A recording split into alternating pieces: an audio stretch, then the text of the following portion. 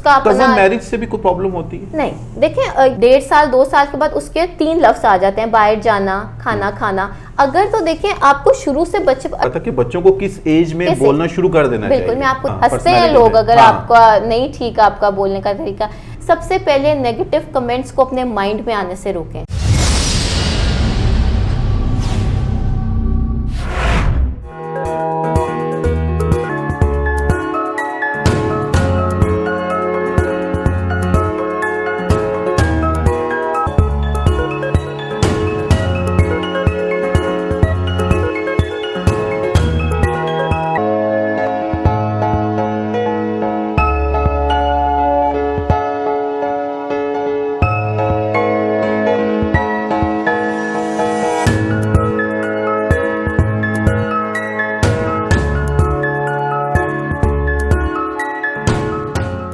बिस्मिल्लाहिर्रहमानिर्रहीम, अस्सलाम वालेकुम नाज़रीन, मैं आपका मेज़बान वसीम कुरैशी। प्रोग्राम आप देख रहे हैं वॉच टीवी पे राब्ता। नाज़रीन, जैसा कि आप जानते हैं कि इस प्रोग्राम में हम मुख्तलिफ सियासी और समाजी शख्सियात को अपने प्रोग्राम में मदऊ करते हैं और उसके अलावा ऐसी शख्सियात जिनकी अपनी फील्ड के हवाले से खासी स्पेशलिटीज़ होती हैं, उनको गिरफ्त हासिल होती है, उनको भी हम अपने प्रोग्राम में मदऊ करते हैं। मुख्तलिफ डॉक्टर्स को हमने अपने प्रोग्राम में बुलाया, असातिज़ा को, उनसे मुलाकात आपकी करवाई। कुछ NGOs को लेकर कुछ लोग चल रहे हैं जो उनसे भी आपकी मुलाकात करवाई। लेकिन आज की जो हमारी मेहमान शख्सियत हैं, इनका सब्जेक्ट, इनका टॉपिक जो है वो बिल्कुल ही डिफरेंट है बाकी तमाम लोगों से। लेकिन जिस चीज़ के ऊपर ये काम कर रही हैं, जो इनकी एक्सपर्टी है, वो माशरे में बहुत अहमियत की हामिल है। और जैसा कि आप मेरी आवाज़ सुन रहे हैं, यानी कि बोल चाल, बातचीत, उसके हवाले से ही आज हम लोग बातचीत करेंगे। उनके साथ हमारे साथ यहाँ पर मौजूद हैं पैथोलॉजिस्ट हैं, बिल्कुल लैंग्वेज और स्पीच के हवाले से इन्होंने जो इनका जो डिग्री है, जो इन्होंने डिप्लोमा या जो इन्होंने सर्टिफिकेट या जो भी इनकी एजुकेशन है वो हासिल कर रखी है, उसमें ये स्पीच लैंग्वेज पैथोलॉजिस्ट कहलाती हैं। हमारे साथ मौजूद हैं मिस हंजला, और इनसे हम आज बातचीत करेंगे और इनसे बातचीत करेंगे जी कि हम अपने जो लैंग्वेज है, अपनी जो ज़ुबान है, अल्फाज की अदायगी है, तलफ़ुज़ है, उसको कैसे बेहतर कर सकते हैं। ख़ास तौर पर बच्चों में जो प्रॉब्लम आ जाती है उसको कैसे बेहतर किया जा सकता है, क्योंकि बचपन से ही जब उनकी ग्रोथ में ये चीज़ चल रही होगी तो फिर आने वाली ज़िंदगी में भी उन्हें ये चीज़ प्रॉब्लम क्रिएट करेगी। सबसे पहले तो आपका बहुत ज़्यादा शुक्रिया जी। आज बहुत अहम टॉपिक है, लोग इसको इग्नोर करते हैं, लेकिन मैं ये समझता हूँ कि इसका आपकी आने वाली ज़िंदगी में बहुत अहम रोल है। मेरा सबसे पहला सवाल ही आपसे यही होगा कि जो लैंग्वेज और स्पीच, इन दोनों के अंदर क्या फ़र्क है, क्योंकि लोगों को ये पहले तो बात ये समझ ही नहीं आती है कि इसके अंदर फ़र्क क्या है, क्योंकि ये एक ऐसी चीज़ है जिसको मैं समझता हूँ कि हम लोगों के रोज़मर्रा की जो ज़िंदगी है और आने वाली जो प्रैक्टिकल लाइफ होती है उसके अंदर बहुत अहमियत की हामिल है। जी, सबसे पहले तो बहुत शुक्रिया, आपने मुझे यहाँ पे बुलाया। छोटा सा अपना बताऊंगी कि मेरा काम क्या है। I help people to communicate. हर एक की एक सुपर पावर होती है ना। अल्लाह ताला ने हमें इस दुनिया में हर इंसान को पैदा किया किसी एबिलिटी या किसी पावर के साथ। इस टाइम अल्लाह ताला की तरफ से जो मेरे पास एबिलिटी है वो है हाउ टू पीपल कम्युनिकेट। अब हम अगर बात करें, हमने अपनी फील्ड में कह लें इसको 3 चीज़ों में डिवाइड कर दिया, स्पीच, लैंग्वेज, कम्युनिकेशन। मतलब अगर मेरे पास पेशेंट आता है तो हम इन 3 चीज़ों पे काम करते हैं। ठीक है। अब स्पीच क्या है? स्पीच है आवाज़, ठीक है, जो आप सुन रहे हैं। ठीक है। It's a vocalised form of human communication. ठीक है, आपको सुना, बस आपने मेरी आवाज़ सुनी, ठीक है, आपको नहीं पता कि इसका मीनिंग क्या है। लैंग्वेज है मीनिंग, वर्ड, सिंबल। ठीक है, जैसे एक वर्ड है चेयर, आपने चेयर सुना, आपको पता है कि 4 टांगों वाली चेयर है, आपको कोई इमेज नहीं उसका चाहिए, मतलब आपको समझ आ गई। कम्युनिकेशन क्या है? 2 वे प्रोसेस। मैंने आपसे बात की, आपने जवाब दिया, मैंने आपको फिर आंसर किया। It's a 2 way communication. हम बेसिकली जो स्पीच थेरेपिस्ट हैं इन चीज़ों पे काम करते हैं, स्पीच पे, लैंग्वेज पे और कम्युनिकेशन पे। अब हम उसके बाद ये देखते हैं कि मसला है कहाँ। स्पीच में मसला है कि मतलब ऐसा भी होता है कि आपका माइंड को पता है आपने क्या बोलना है, आपको समझ सारी आ रही है, लेकिन आपकी लफ्ज़ अदा नहीं हो रही। ठीक है, या फिर ये इशू आता है, आपने अपने इर्द गिर्द भी देखा होगा कि आप कहते हैं कि वो बात करता है लेकिन उसकी बात की समझ नहीं आती। ठीक है, ठीक है। अब बात की स्पीच पे अगर हम डिसऑर्डर्स पे आए तो वो देख लेते हैं कि वो स्पीच में क्या क्या मसले आ रहे हैं। सबसे पहले भाई ये होता है कि हमारा जो स्पीच का प्रोसेस है ना, ये बहुत ज़्यादा कॉम्प्लेक्स है। हमें अल्लाह ताला ने एक बहुत बड़ी ब्लेसिंग दी है, हम बात कर रहे हैं, हमें ये बहुत आसान लगता है। हमें लगता है कि बहुत इजी चीज़ है। सूरत रहमान में अल्लाह ताला ने टॉप ऑफ द आयात में बताया है कि मैंने इंसान को बयान करने की सलाहियत दी। जैसे हमारी आंखें, हमारे हाथ पाँव, हम देख सकते हैं, सुन सकते हैं, हमारे लिए बहुत बड़ी ब्लेसिंग है। लेकिन जिन लोगों के पास ये नहीं है, स्पीच की अगर हम बात करें तो उनके लिए एक बहुत मुश्किल चीज़ है जो कि हम नॉर्मल इंसान नहीं समझ सकता। इसमें बहुत सारी चीज़ें, हमारा लैरिंक्स, फेरिंक्स, हमारे वोकल कॉर्ड्स, हमारा यहाँ पे वॉइस बॉक्स होते हैं जिसकी वजह से हम बोल सकते हैं। अगर आप इधर हाथ रखें ना, आपको वाइब्रेशन महसूस होती है। ये एरिया होता है हमारा जिससे हम बात कर सकते हैं। अगर मैं आपको कहूँ कि 5 मिनट के लिए ये ऑर्गन आपका निकाल दिया जाए, आपने मुझे बताना है कि आप खुश हैं या आप दुखी हैं या आपने आज नाश्ते में क्या खाया, आप कैसे बताएंगे? तो वो जो फ्रस्ट्रेशन होती है ना, वो सिर्फ वही बंदा जान सकता है कि जो ये अपनी बात नहीं बता सकता या अपनी बात सही तरीके से नहीं बता सकता।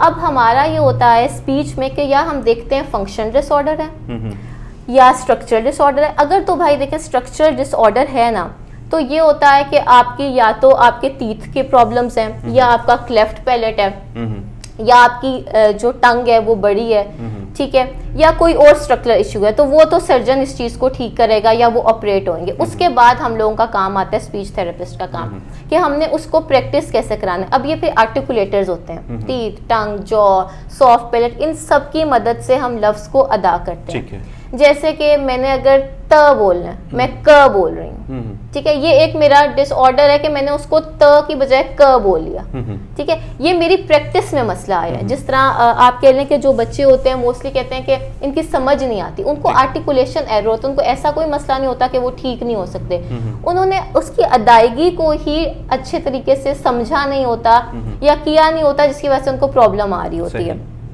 इसी तरह हमारे अगर आप लैंग्वेज की तरफ, लैंग्वेज डिसऑर्डर्स की तरफ आएँ, तो लैंग्वेज डिसऑर्डर में आता है कि जहाँ हमारे ब्रेन में मसला आ रहा है। ठीक है। अब जिस तरह आप कह लें एक डिक्शनरी होती है, उसमें सारे मीनिंग्स लिखे होते हैं। हमारे माइंड में भी एक डिक्शनरी पड़ी होती है, 2 एरियाज होते हैं, एक ब्रोकास, मैं मोटी मोटी बातें नहीं करूंगी जो इजी समझ आ जाए, एक वर्णकीज एरिया समझ लें, वहाँ पे हमारी डिक्शनरी पड़ी हुई है। ठीक है। जैसे मैंने, आप मुझसे सवाल कर रहे हैं, मैंने आपको जवाब देना, मुझे पता मेरा डायरेक्ट माइंड में क्वेश्चन गया हुआ और मैंने उस डिक्शनरी से वर्ड बोला और निकाल दिया अपने मुंह से।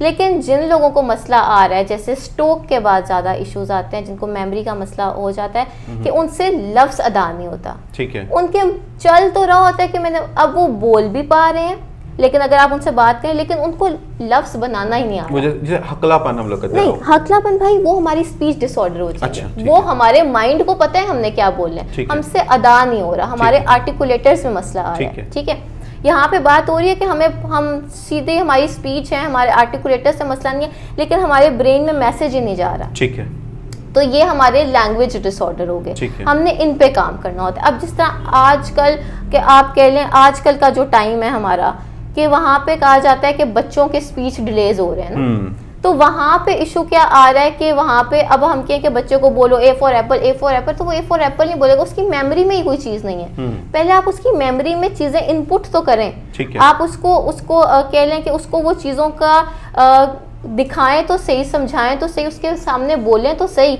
उसके बाद वो आपकी बात करेगा। बिल्कुल सही होगा। ठीक है, तो ये हमारे 2-3 चीज़ें होती है जिन पे हम लोग काम करते हैं। बिल्कुल ठीक होगा जी। और अभी आपने बात की थी कि जुबान बड़ी जी, नहीं वो बीमारी होती है मैक्रोग्लोसिया में आ गया। नहीं, वो खवातीन भी देख रही होगी, तो ये तो बहुत बड़ी बीमारी है। वो जरा और मसला होता है, वो एनलार्जमेंट ऑफ टंग होती है। ठीक है, तो उससे फिर बोलने में मसला आता है, वो वैसे औरतों वाला यहाँ पे कोई है। या किन वजूहात से, खासतौर पे बच्चों में जो बोलने की ये प्रॉब्लम क्रिएट हो जाती है, वो क्यों होती है और किस तरह से, मतलब इसकी वजह क्या है पीछे?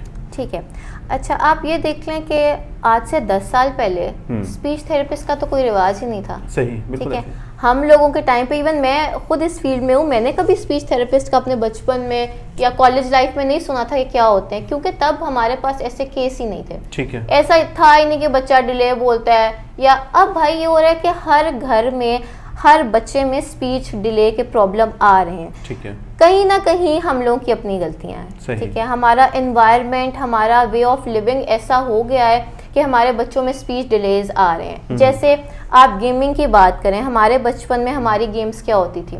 हाँ हमारी होती थी कि घर घर, लड़कियों की ये होती थी घर घर बना रहे हैं, गुड़िया गुड़िया खेल रहे हैं, ठीक है, स्टापू खेलते थे, किश होती थी, लड़कों की गेम्स होती थी, क्रिकेट है, बॉल के साथ खेल रहे हैं, फुटबॉल है, ये सारी चीजें होती थी।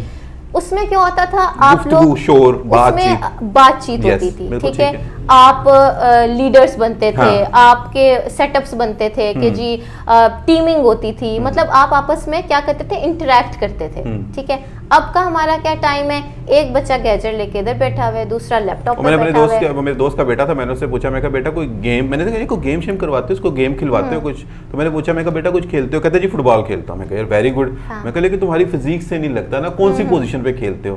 कहता नहीं वो मैं जो है ना वो उसमें मोबाइल पे खेलता हूँ। तो जाहिर बात है वो जब खामोशी से सिर्फ मोबाइल पे उसने खेलना, उसने बात ही नहीं करनी, बात ही नहीं। अब हमारा इंटरेक्शन खत्म हो रहा है, और ये हमने खुद हर घर में की एक है स्टोरी है कि हर बच्चा अपने लैपटॉप, अपने आईपैड, अब तो चीजें हर बच्चे के पास उसका अपना। कजन मैरिज से भी कोई प्रॉब्लम होती है? नहीं, देखें ये एक चीजें ये तो हैं कि आपके कह लें कि एक स्टिग्मा है कि कोई भी मसला है तो वहाँ पे फैमिली मैरिज का इशू आ गया, ये तो हमने एक वो कह लें अपने दिल को तसल्ली देने के लिए होती भी हैं, लेकिन ऐसा नहीं है कि इस कजन मैरिज अगर नहीं है तो ये मसले नहीं होते, ये मसले होते हैं। बिल्कुल ठीक तो है। इनको हमने कैसे कवर करना है वो हम पे है। अब ये बात करें कि हम लोग की गेमिंग डिफरेंट हो गई है, हमने खुद अपने लिए टाइम में हम क्या यूज करते हैं, हम फोन यूज करते हैं, ठीक है, तो बच्चा हमें देखता है, हमें पिक करता है, हमने उसके होश में आने से पहले ही उसको फोन दे दिया, सही। उसने अपना स्क्रॉल करके अपनी चीजें लगाना शुरू कर दी। इससे क्या हुआ, अच्छा अब ये भी एक बहुत बड़ा नुकसान है कि जो बच्चे हमारे छोटे बच्चे जो जिनके बोलने का टाइम होता है, वो जब अपने कार्टून्स देखते हैं वो स्वाइप अप करके खुद ही देखते रहते हैं। अब उसमें लैंग्वेजेस कौन सी आ रही हैं, उसमें कभी उर्दू लग जाएंगे, कभी हिंदी, कभी इंग्लिश, कभी चाइनीज, कभी मतलब वो डिफरेंट लैंग्वेज लगती रहती हैं, ठीक है। तो वो उस चीज को देख रहे हैं, कभी आपके फोन का वॉल्यूम बिल्कुल माइनस पे होता है। अक्सर आप जब बच्चे को माएँ स्पेशली काम कर रही हैं, फोन का वॉल्यूम, या घर में गेस्ट बैठे हैं, फोन पकड़ा दिए लेकिन वॉल्यूम स्लो है, उससे भी इफेक्ट हो रहा है। बिल्कुल सही है। अब हर चीज का फायदे भी हैं और नुकसान भी। अम्मियाँ बड़ी खुश होकर बता रही थी कि मैं ये ना गेम्स डाउनलोड कर लेता और मैंने इसकी गेम डिलीट की, इसने मेरी सारी गेम्स डिलीट नहीं। असल में ना अब सोसाइटी में ये हो गया कि दोनों हस्बैंड एंड वाइफ जो हैं वो वर्किंग है, ठीक है। तो जब आप लोग जा रहे हो, आप बच्चे को फोन दे रहे हो, वर्किंग नहीं भी है, अम्मा अगर घर आई हैं या अम्मा घर पे हैं, वो किचन में है, वो अपने काम कर रही है, तो बच्चे के पास क्या है, फोन है। सही। एक इजी वे है ना। ये बिल्कुल बात आपकी ठीक होगी कि बच्चों को ऐसी गेम्स दें जिसमें उनको मैक्सिमम बोलने का मौका मिले, उनसे पोएम सुने, उन्हें गपशप उनके साथ करें, इस तरह की चीजें होनी चाहिए। अच्छा भाई देखें, ये चीजें अब हमारे एनवायरनमेंट में आ गई हैं। अब ऐसा नहीं है कि हम बच्चों से, क्योंकि हम लोग फोन इतना यूज करते हैं, बच्चों से ये फोन ले सके। उसके तरीके हैं कि आप चेक एंड बैलेंस रखें, आपका बच्चा वीडियो कौन सी देख रहा है, उसका वॉल्यूम कितना है, उसकी लैंग्वेज कौन सी यूज हो रही है, और आप उसके साथ इंटरेक्ट कितना कर रहे हो। फॉर एग्जाम्पल अगर आप कोई राइम बच्चा देख रहे हो तो आप उसके साथ उसको करें, ठीक है, मतलब उसके साथ जब आप इन्वॉल्व होंगे ना, बच्चा आपको रिस्पॉन्ड करेगा। जब चुप करके वो एक वीडियो देख रहे हैं, वो उस पर रिस्पॉन्ड नहीं करेगा, मतलब लाइक गूफ जिसको हम बिल्कुल। वो हो जाएगा। तो ये हमारी अपनी गलती है। अब इसी तरह जिस तरह बच्चा 6 महीने का होता है, वो उसकी बैबलिंग शुरू होती है, बैबलिंग कहते हैं म न, ये साउंड्स वो बोलने लगता है। साल का हुआ है बच्चा, मामा बाबा दुद्दू बाहर, मतलब सिर्फ अपनी बात बता देता है कि मुझे ये चाहिए, पानी मानी, जो भी उसने अपने वर्ड्स रखे होते हैं। अगर 1.5 साल 2 साल के बाद उसके 3 लफ्ज आ जाते हैं, बाहर जाना, खाना खाना। अगर तो देखें, आपको शुरू से बच्चे अर्ली इंटरवेंशन बहुत जरूरी है इसमें। अगर आप देख रहे हैं आपका बच्चा 6 महीने का हो गया, मैं आपसे सवाल करने लगा था कि बच्चों को किस एज में बोलना शुरू कर देना चाहिए। बिल्कुल, मैं आपको ये 6 महीने का आपका बच्चा हो गया है और वो बैबलिंग नहीं कर रहा, म न साउंड्स नहीं बोल रहा, आपको वहाँ पे अपने बच्चे को लेकर सीरियस होना चाहिए। साल का हो गया, मामा पापा एक आध वर्ड नहीं बोल रहा, सीरियस हो। 2 साल में अगर आपका बच्चा 3-4 जुमले पे नहीं है, तो आपको उस चीज़ को सीरियसली लेके कहीं जाना चाहिए, कहीं चेकअप कराना चाहिए। क्यों? क्योंकि ये चीज़ें अगर आप टाइमली कर लें कवर इनको, तो वो हो जाती हैं। हमारा मसला ये है कि हमारे पास बच्चे आते हैं जब बच्चे 4 साल या 5 साल के हैं और वो स्कूल गोइंग है, ठीक है। वहां पे जाके टीचर्स ने बोला जी आपका बच्चा तो रिस्पॉन्ड नहीं कर रहा, फिर आप लोग भागते हैं इस तरफ। जब आपका 4 साल से या 5 साल आपके पास बच्चा है, आपको पता है कि ये नॉर्मल से डेविएट कर रहा है, तो आप लोगों ने उसको उधर क्यों नहीं पकड़ा? बिल्कुल सही है जी। एक चीज़ और अहम थी कि पहले दौर में तो ये होता था कि वो जो बड़ी बुढ़ियाँ होती थी, दादियाँ नानियाँ, वो कुछ ना कुछ चीज़ें बताती थी, देसी टोटके बताती थी। अब कुछ जगह पे हम लोग कहते हैं गूगल डॉक्टर को लोग बहुत ज़्यादा इस्तेमाल करते हैं, मतलब खुद ही डॉक्टर बने होते हैं।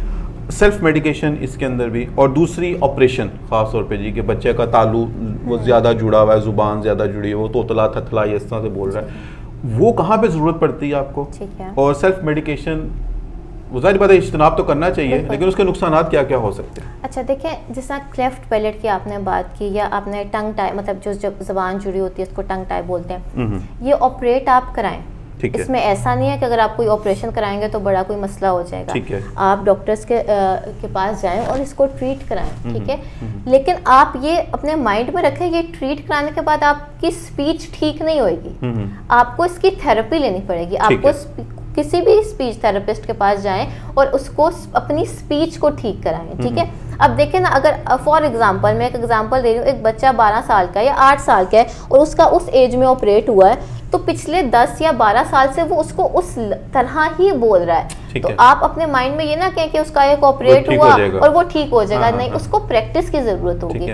हम इंसान जो है, हम लोग जो सुनते हैं हम वो बोलते हैं, ठीक है। इसी तरह मैं इधर छोटी सी एग्जांपल दूंगी कि हम एक पेशावर में अगर बच्चा पैदा होता है, वो पश्तो बोलता है। हम लोग यहाँ से पश्तो बोलना चाहे हम नहीं बोल सकते, क्यों? क्योंकि उस टाइम पे उसने, जब उसके सीखने की एज थी, उसके कानों ने इतना वो सुना कि उसके लिए ईजी है। तो हम लोग जितना सुनेंगे और जितना प्रैक्टिस करेंगे हम बेहतर होंगे। कोई भी एज ऐसी नहीं है कि आप सीख नहीं सकते। आप पैदा होते हो तो आप सीखना शुरू करते हो, अपने मरने तक आप सीखते हो। और मेरे ख्याल में अगर आप नहीं सीखते तो फिर आपका जिंदगी गुजारने का कोई फायदा नहीं है। जैसे भी आपने बात की ना, एक चीज़ इसमें और भी मैं समझता हूँ बहुत आम है, इलाकाई जो जुबानें होती हैं, जैसे हम लोग लाहौर में जाते हैं, वो उनका थोड़ा सा है वो झटका दे के बात को करना, या गुजरावाला में जाएं तो पता लगता है कि रुड़क रहे हैं। तो ये मतलब समझते हैं कि माँ बाप को, खासतौर में माँ को, क्योंकि ये जब लाइफ में आगे चलती हैं चीज़ें तो फिर प्रॉब्लम क्रिएट करती है। आपको पर्सनल पे आपका इफेक्ट पड़ता है। हंसते हैं लोग अगर आपका नहीं ठीक आपका बोलने का तरीका।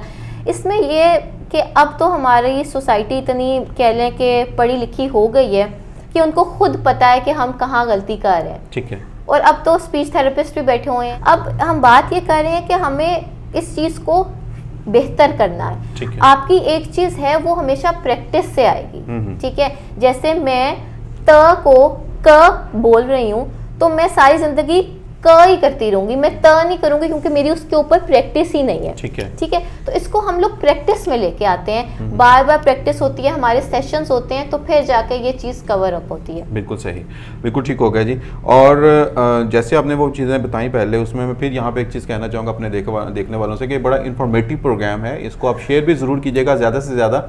और जो ख़ास तौर पर माँ बाप की बच्चों के साथ गुफ्तगू है वो बहुत अहम है, वो बहुत ज़्यादा इसमें ज़रूरी है। अच्छा, ये जो बोलने की जो सलाहियत है, एक तो बचपन से तो चलो हम लोग कुछ कह रहे हैं बाय बर्थ जिनमें होती है, ज़िंदगी के किसी भी हिस्से में ये चीज़ हो सकती है, कोई इंसिडेंट हो गया इस तरह का, तो फिर उसको रिकवर कैसे किया जाता है? अच्छा, इसमें यह कि देखें, कोई भी आपके साथ ट्रामा हुआ है, लाइफ ऐसी है कि आपको कभी भी मसले आ जाते हैं तो आपकी आवाज़ रुक भी जाती है। ऐसा होता है कि आपकी आवाज़ शौक की वजह से आपकी आवाज़ ही नहीं निकलती, लेकिन इसकी थेरेपीज होती हैं, वो ठीक हो जाती है। स्टैमरिंग स्पीच डिसऑर्डर में एक सबसे कह लें कि इम्पोर्टेंट कह लें बीमारी है स्टैमरिंग। स्टैमरिंग भी आपकी लाइफ के किसी भी पार्ट में, जैसे आपकी ज़ुबान, मतलब ईजी अगर मैं कहूँ हकलाना, ठीक है, पहले आपके बच्चा बिल्कुल ठीक था या अच्छा खासा पढ़ता था, स्कूल जाता था, कॉलेज में गया, स्टैमरिंग शुरू हो गई है, हकलाने लग गया एकदम से। उसमें क्या हुआ है कि उसको बहुत सारी इन्वायरमेंटल चीज़ें अफेक्ट कर रही हैं। बुलिंग इसमें एक बहुत बड़ा इंपॉर्टेंट रोल करता है।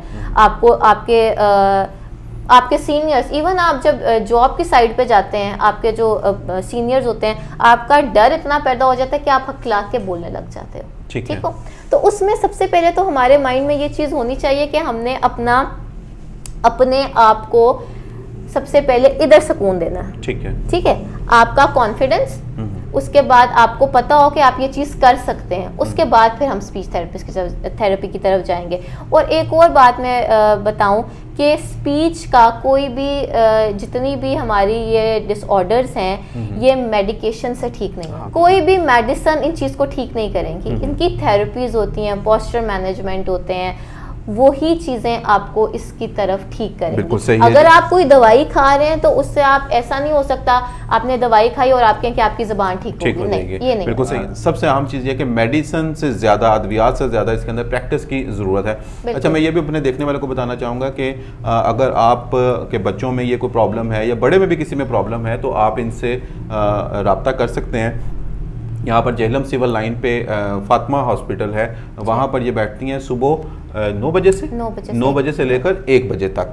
और स्क्रीन पे इसका जो इनके हवाले से जो कॉन्टैक्ट नंबर है वो भी अभी आप नीचे देख रहे हैं डिस्प्ले में, वो भी आ रहा होगा। तो आप उनसे रब्ता भी कर सकते हैं, अपॉइंटमेंट भी ले सकते हैं। और इस चीज़ को इग्नोर ना कीजिएगा। ख़ास तौर पर मैं ये कहना चाहूँगा कि बच्चों के हवाले से इस चीज़ को बिल्कुल भी इग्नोर ना करें, क्योंकि आने वाली पूरी ज़िंदगी उनकी जो है वो बोलने के ऊपर उसका इन्हिसार होता है। वो अच्छा नहीं बोल सकेगा, वो थथला बोल रहा है तो तला के बोल रहा है, वो किसी फोर्सेस में नहीं जा सकता, मजाक का निशाना बनेगा। एजुकेशन जहाँ पे भी बोलने की ज़रूरत पड़ेगी वो उस चीज़ से फिर अवॉइड करेगा। आप कोई मैसेज हमारे देखने वालों को देना चाहेंगे? मेरा मैसेज सिर्फ ये है कि कोई भी डिसऑर्डर या कोई भी डिसेबिलिटी आपकी लाइफ के गोल्स को, आपकी अचीवमेंट को नहीं रोक सकती। मैं हमेशा अपने पेशेंट को एक बात बताती हूँ, मे भी मेरी किसी भी बात से किसी की भी कोई बेहतरी हो जाए तो मेरे लिए ये अचीवमेंट होएगी कि अगर आपके माइंड को, अपने माइंड को, अपनी सोचों को कंट्रोल करें। आपका एक घर है, आप अपने घर में किसको आने देते हैं? लिमिटेड लोग होते हैं ना जो आपके घर आए। इसी तरह आपके घर के अंदर जब कोई आता है, लिमिटेड लोग हैं जो आपके डाइनिंग तक आते हैं, या लिमिटेड लोग हैं जो आपके लिविंग एरियाज तक आते हैं। बाकियों को आप अलाउ ही नहीं करते कि आपके घर के अंदर आए।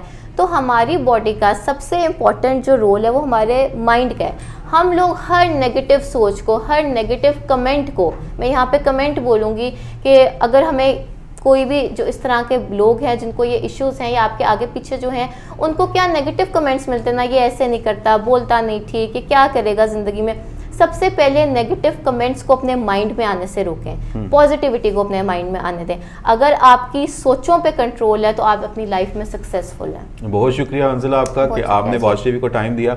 आपसे गुजारिश करना चाहूँगा जी कि हमारे इस प्रोग्राम को आप ज़्यादा से ज़्यादा शेयर भी कीजिएगा और हमारे पेज को लाइक और सब्सक्राइब करना बिल्कुल भी ना भूलिएगा, ताकि आपको इस तरह के अच्छे इन्फॉर्मेशन से भरपूर जो प्रोग्राम है वो देखने को मिलते रहे। इंशाल्लाह ताला आने वाले प्रोग्राम में नई मेहमान शख्सियत के साथ फिर से आपसे मुलाकात करेंगे। अपने प्यारों का, अपने बच्चों का बहुत ज़्यादा ख्याल रखिएगा। अल्लाह हाफ़िज़।